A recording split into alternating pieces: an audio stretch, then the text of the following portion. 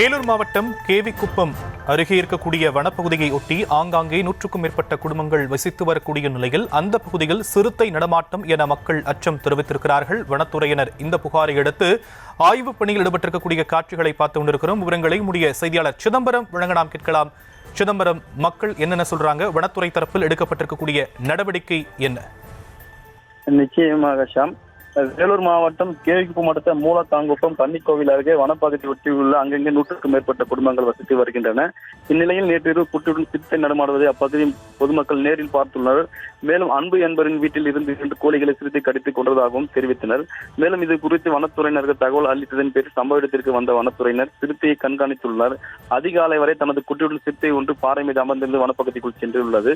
சிறுத்தையின் நடமாட்டத்தை வனத்துறையினர் தொடர்ந்து கண்காணித்து வருகின்றனர். மேலும் இரவில் மக்கள் யாரும் வெளியில் நடமாட வேண்டாம் என்றும், ஆடு மாடு கோழிகளை உள்ளிட்டவற்றில் திறந்த வெளியில் கட்டி வைக்க வேண்டாம், இரவு நேரங்களில் மின் விளக்குகளை எரியவிட வேண்டும் என வனத்துறையினர் அறிவித்துள்ளனர். கடந்த சில மாதங்களுக்கு முன்பு துருவம் கிராமத்தை சேர்ந்த கல்லூரி மாணவி ஒருவரை சிறுத்தை கடித்துக் கொண்டது குறிப்பிடத்தக்கது. விவரங்களுக்கு நன்றி சிதம்பரம்.